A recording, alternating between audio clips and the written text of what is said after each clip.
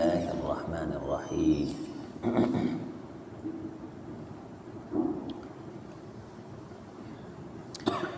وَلَقَدْ عَهِدْنَا إِلَىٰ آدَمَ مِن قَبْلُ فَنَسِيَ وَلَمْ نَجِدْ لَهُ عَزْمًا، اور البتہ تحقیق ہم نے آدم سے ایک عہد لیا اور اس کی ذمہ داری لگائی اس سے پہلے، تو وہ بھول گئے۔ وَلَمْ نَجِدْ لَهُ عَزْمًا، اور ہم نے اس میں کوئی عزم پختگی نہیں پائی۔ وَإِذْ قُلْنَا لِلْمَلَائِكَةِ اسْجُدُوا لِآدَمَ، اور جب ہم نے فرشتوں سے کہا کہ تم سجدہ کرو آدم کو، فسجدوا، تو ان سب نے سجدہ کیا، الا ابلیس، سوائے ابلیس کے، ابا، اس نے صریح انکار کیا۔ فقلنا، تو ہم نے کہا اے آدم، ان ھذا عدو لک، بے شک یہ تیرا دشمن ہے، ولزوجک، اور تیری بیوی کا بھی دشمن ہے، فلا یخرجنکما، کہیں تم کو نکلوا نہ دے، من الجنت، جنت سے، فتشقی، تو پھر تمہیں مشقت اٹھانا پڑے۔ ان لک، بے شک دیکھ تیرے لیے، اللہ تجوع، نہ تو یہاں کوئی بھوک لگتی ہے، فیہا، اس میں، اس کا سامان اللہ تعالیٰ نے رکھا ہے، ولا تعریٰ، اور نہ ہی تو ننگا ہوتا ہے، اللہ نے لباس رکھے ہیں رنگ برنگے، وَأَنَّكَ لَا تَظْمَأُ فِيهَا، اور نہ ہی بے شک تو اس میں پیاسا ہوتا ہے، وَلَا تَضْحَىٰ، اور نہ ہی تجھے دھوپ ستاتی ہے۔ اب یہ اللہ تعالیٰ کی طرف سے نعمتیں ہیں، تو ان نعمتوں میں رہو۔ تو یہ یاد رکھنا، ذرا دھیان رکھنا کہ تمہیں جنت سے یہ شیطان نکلوا نہ دے، چونکہ یہ تیرا بھی دشمن ہے اور تیری بیوی کا بھی دشمن ہے۔ فوسوس الیہ الشیطان، تو شیطان نے آدم کی طرف یہ وسوسہ ڈالا۔ یہاں حضرت آدم علیہ السلام کا تذکرہ ہے، الیہ کی ضمیر مذکر ہے۔ عموماً یہ بھی ہماری زبان زد عام ہے کہ عورتیں بندوں کو گمراہ کر دیتی ہیں، تو یہاں بھی وہ حوا کے پیچھے لگ گئے۔ نہیں، ایسی بات نہیں، شیطان نے وسوسہ کس کے ذہن میں ڈالا؟ آدم علیہ السلام کے ذہن میں۔ یہ صراحت ہے یہاں اس مقام پہ۔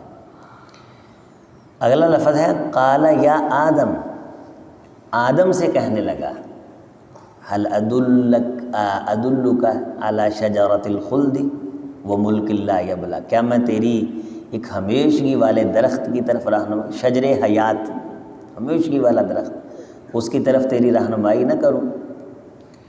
اور دلہ جہاں لفظ آتا ہے تو اس کا مطلب ہوتا ہے محبت بھری رہنمائی کرنا، جیسے صحابہ کرام خود اللہ کے رسول صلی اللہ علیہ وسلم کی بارگاہ میں بعض دفعہ حاضر ہو کے فرمایا کہا کرتے تھے، دلانی علی عمل اذن عملتہ دخلت الجنہ، اللہ کے رسول میری کسی ایسے عمل کی طرف رہنمائی فرمائیں جب میں کروں تو میں پھر جنت میں چلا جاؤں۔ تو یہ کہنے لگا کہ میں تیری رہنمائی کرتا ہوں ایک ہمیشگی کے درخت کی طرف، وہ ملک لا یبلا، اور ایسی بادشاہت کی طرف جو کبھی بوسیدہ نہیں ہوگی۔ تمہیں اس لیے روکا گیا ہے، اگر تم نے کھا لیا ہمیشہ کے لیے بادشاہ بن جاؤ۔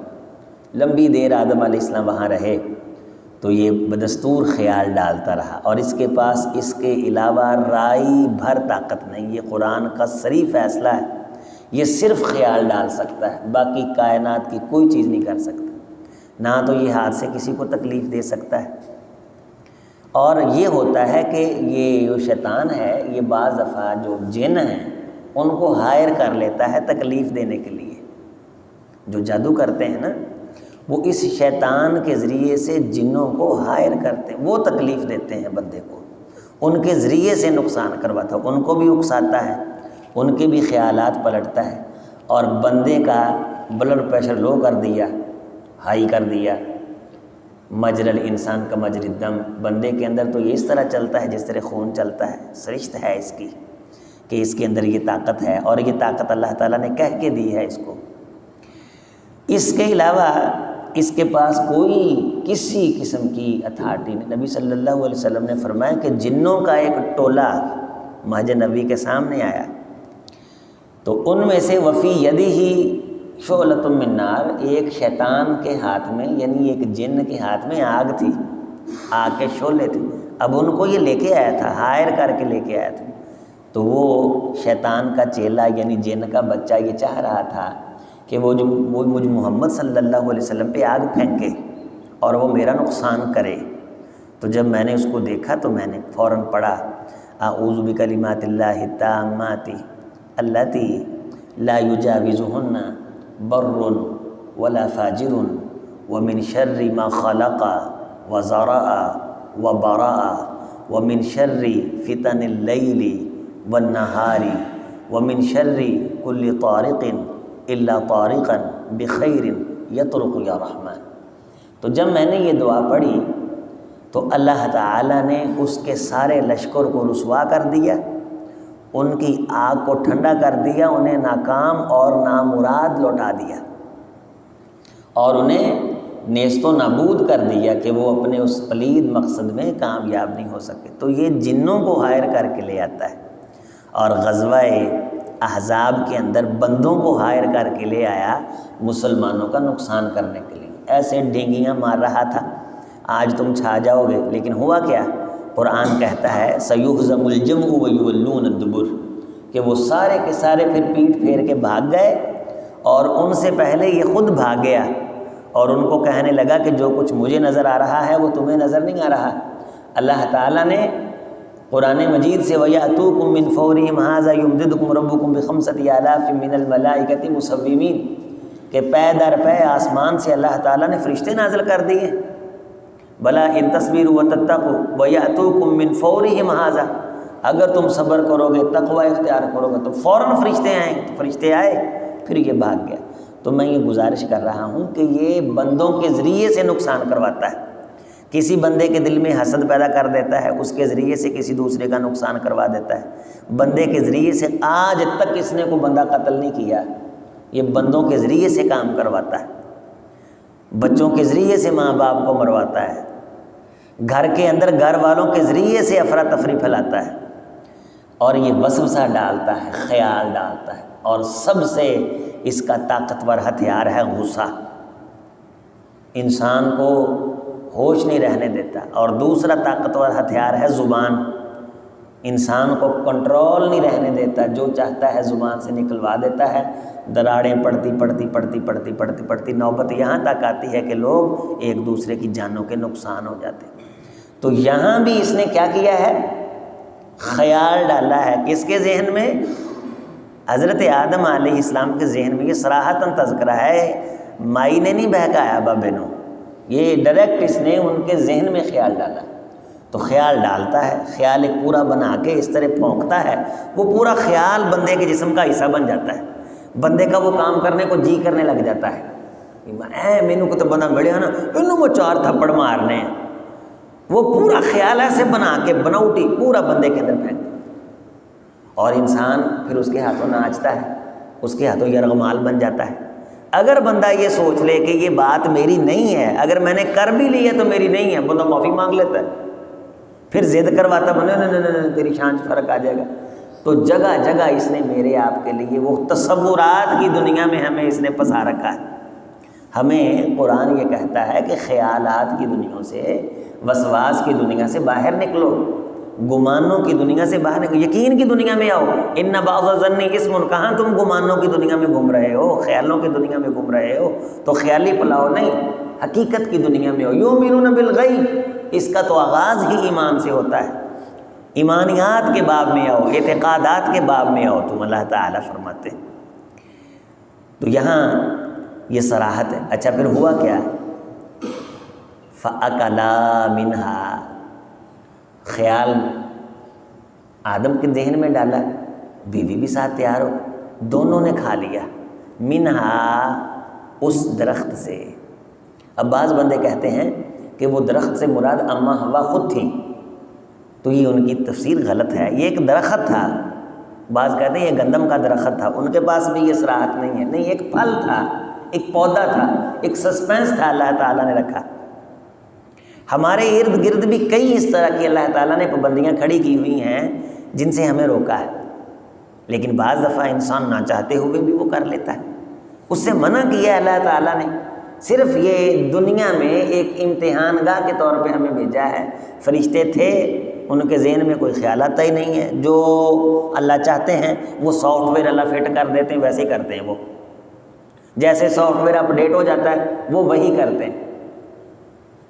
جانور تھے، وہ حیوان تھے، عقل نہیں تھی، ادھر اکیلی روحانیت تھی، اللہ نے پھر ایک ایسی چیز بنائی جس کے اندر فَأَلْهَمَهَا فُجُورَهَا وَتَقْوَاهَا، نیکی بھی رکھی برائی بھی رکھی، لیکن سمجھ دے دی کہ یہ رستہ ٹھیک نہیں ہے، یہ رستہ ٹھیک ہے۔ تو پھر اللہ تعالیٰ نے ہمیں اس دنیا میں بھیجا، اور اس کا سبب کیا بنا؟ وہی انسان کی سرشت جس کی بنیاد پہ یہ غلطی کر بیٹھتا ہے۔ وَلَمْ نَجِدْ لَهُ عَزْمًا کا دو ترجمے کیے جاتے ہیں، ایک یہ کہ آدم نے اسی گل کیتی سی بھی یہ درخت نہ کھائیں، لیکن اسی وہ پختگی نہیں پائی۔ لیکن راجع ترجمہ جو مجھے معلوم ہوتا ہے وہ یہ ہے کہ جب آدم علیہ السلام سے بھول ہو گئی تو ہم نے وَلَمْ نَجِدْ لَهُ عَزْمًا اسے ضد ہی نہیں پایا، نہیں، اس نے فوری توبہ کی، فوری اس نے رجوع کیا۔ وَلَمْ نَجِدْ لَهُ عَزْمًا، اور ہم نے اس کے اندر کوئی پختگی نہیں پائی، یعنی وہ ڈٹائی نہیں اختیار کی، جس طرح شیطان ایک سجدہ نہیں کیتا، عذر گناہ بدتر از گناہ، اور پھر اس کے بعد طویلیں کرتا رہا، یہ واگچو بنے ہیں، یہ مٹی سے بنا ہے، میں اس کو سجدہ کیوں کرتا، اگرچہ مگرچہ چونکے چنانچہ، ایک تو غلطی کر لی، دوسرا ضد کی۔ تو ہم نے آدم کے اندر ضد نہیں پائی، پختگی نہیں پائی، کہ ایک تو وہ غلطی کر بیٹھا اور دوسرا اللہ تو نے جب درختوں کا ہے تو میں نے کھا لیا تو اس میں کیا ہو گیا؟ نہیں، وَلَمْ نَجِدْ لَهُ عَزْمًا، ہم نے اس کے اندر پختگی نہیں پائی، ڈٹائی نہیں پائی، ضد نہیں پائی، وہ فوری جھک گیا، بس یہی اللہ کو پسند آ گیا۔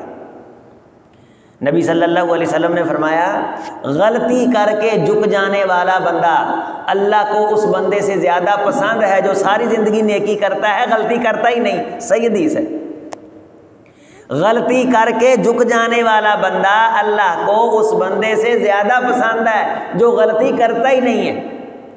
اور اگر لوگ غلطیاں کرنا چھوڑ دیں، اللہ لوگ ختم کر دے، پھر ایسے لوگ لے کے آئے جو غلطیاں کریں اور جھک جائیں، اللہ سے معافی مانگیں، یہ اللہ کو مزیدار ہی بڑا لگتا ہے کام۔ جس طرح ماں باپ، بچہ غلطی کرتا ہے پھر رونے والا منہ بنا لیتا، ماں پہ پتہ لگ جاتا کہ یہ نے شروع کرتا سلسلہ کہ یہ تو کچھ غلطی ہو گئی، تو دل کے اندر ایک محبت اس کی جو ہے وہ کلیاں پھوٹتی ہیں، اور انسان کے دل کے اندر ایک خوشگوار ماحول آتا ہے۔ یہی اسی طرح اللہ تعالیٰ، ہم بغیر مثال اور تمثیل کے اللہ تعالیٰ کی ذات کو ہمیشہ بیان کرتے ہیں، کیونکہ حدیث میں یہ بھی آیا ہے کہ نبی صلی اللہ علیہ وسلم نے فرمایا کہ اللہ 70 ماؤں سے زیادہ پیار کرتا ہے، اس لیے ماں باپ کی مثال بغیر تمثیل کے بیان کرتے ہیں۔ تو اللہ تعالیٰ بندے سے غلطی ہو اور بندہ فوراً ہی گر پڑے، نبی صلی اللہ علیہ وسلم نے فرمایا اللہ پھر فرشتوں کو بتاتے ہیں، فرشتوں کے درمیان اللہ تعالیٰ یباہی بہم الملائکہ، اللہ فخر کرتے ہیں اس بندے پہ فوراً جھک جانے والا۔ فَأَكَلَ مِنْهَا، دونوں نے کھا لیا اس درخت سے۔ فَبَدَتْ لَهُمَا سَوْآتُهُمَا، ان دونوں کے کپڑے اتروا دیے اور ان کا ستر ننگا کروا دیا کھانے کے بعد۔ وَطَفِقَا يَخْصِفَانِ عَلَيْهِمَا مِنْ وَرَقِ الْجَنَّةِ، تو وہ دونوں شروع ہوئے باغات کے پتوں سے اپنا ستر ڈھانپنا۔ وَعَصَىٰ آدَمُ رَبَّهُ، آدم سے اپنے رب کی نافرمانی ہو گئی۔ فغوا، اور وہ راہ نہ پا سکا وہاں مستقل رہنے کی۔ بعض بندے یہاں ترجمہ بھٹک گیا کر دیتے ہیں، تو اس لیے جب اس کا مترادف لفظ نبی کے شایان شان موجود ہو تو اس طرح کے تراجم سے پرہیز کرنا چاہیے، ہے تو اردو زبان ہی نا، تو یہاں ہم ترجمہ کر رہے ہیں فغوا، تو وہ راہ نہ پا سکے وہاں مستقل رہنے کی۔ مستقل رہنا چاہیے تھا ان کو، لیکن اللہ کی نافرمانی ہو گئی تو مستقل رہنے کا وہ راستہ نہ پا سکے، وہ برکت۔ اچھا پھر آگے یہ ہے، وہ پیچھے جو تھا کہ لم نجد لہ عزما، ہم نے اس کے اندر ضد نہیں پائی، ہٹ درمی نہیں پائی، اکھڑ نہیں، کوئی اس طرح کی جناب نہ فوراً۔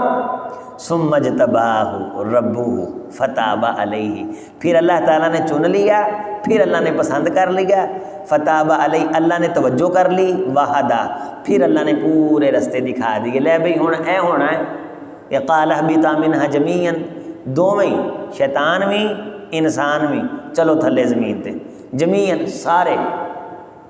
سارے چلو تھلے۔ وہ جی ایک سپ تھا، سپ کے منہ میں شیطان بیٹھا، وہ جنت میں آ گیا۔ اسرائیلی کہانیاں لمبی چوڑی، شیطان سپ کے منہ میں بیٹھ کے آ گیا، آ کے مائی کو ورغ لایا، خیال ڈالا ہے۔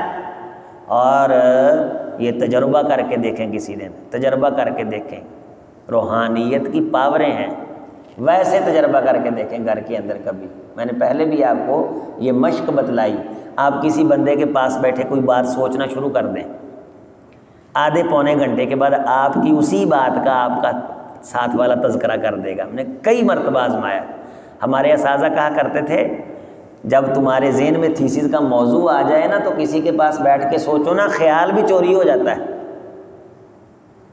اور ایسے ہوا کئی لڑکوں کے ساتھ کہ دنیا جہاں میں وہ موضوع ڈسکس ہی نہیں ہوا، وہ ایک جگہ بیٹھے سوچتے رہے 2-3 دن 4 دن سستی ہوگی، تو جب وہ منظور کروانے کے لیے گئے تو انہیں پتہ چلا کل ہی لڑکا منظور کروا کے چلا گیا جو میرے ساتھ بیٹھا رہا ہے۔ خیال چوری ہوتا ہے، اسی لیے فرمایا کہ جب تم کسی کے پاس بیٹھو تو ہمیشہ خیر والا خیال رکھو، اللہ اس کے دل میں بھی خیر پیدا کر دیتے ہیں۔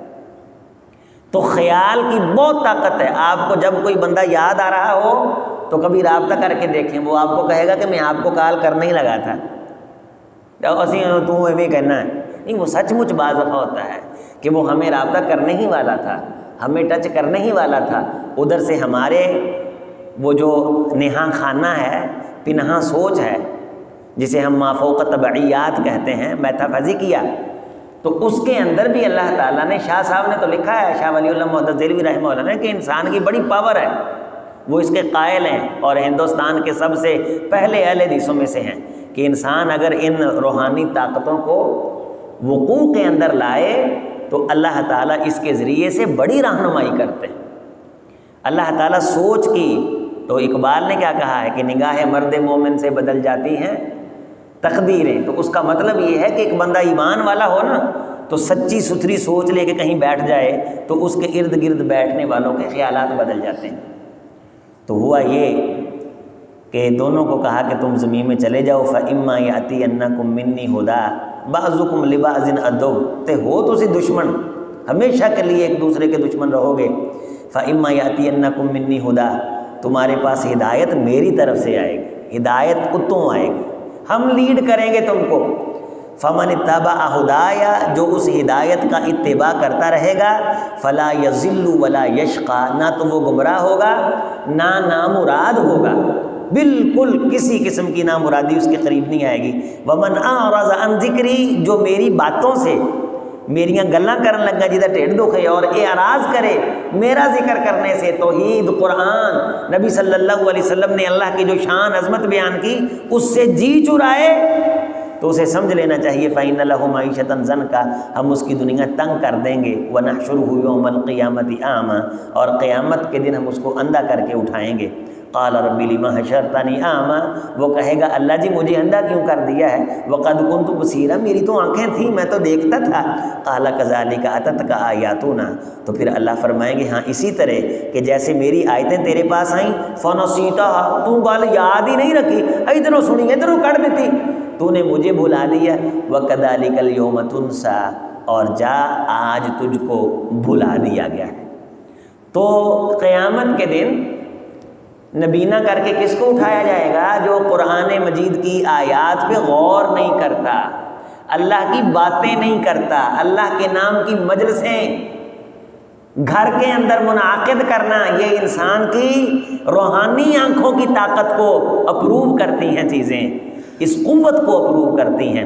اللہ تعالی ہماری جو ظاہری آنکھیں ہیں ان کو بھی سلامت رکھے، اور جو باطنی آنکھیں ہیں بصیرت والی ان کو بھی سلامت رکھے، اور قیامت کے دن اللہ تعالی ہمیں آنکھوں والا کر کے اٹھائے، اور ہمیں اللہ وہی آنکھیں عطا کرے جو آنکھیں فرما بردار بندوں کی ہیں اور جو اللہ تعالیٰ کے پسندیدہ بندوں کی ہیں۔ اللہ مغضوب، ضال، گمراہ لوگوں سے بچائے۔ اس حرمت والے مہینے میں اللہ مجھے، میرے آپ کے ماں باپ کو، عزیز و اقربا کو معاف فرمائے۔ والسلام ورحمۃ اللہ وبرکاتہ۔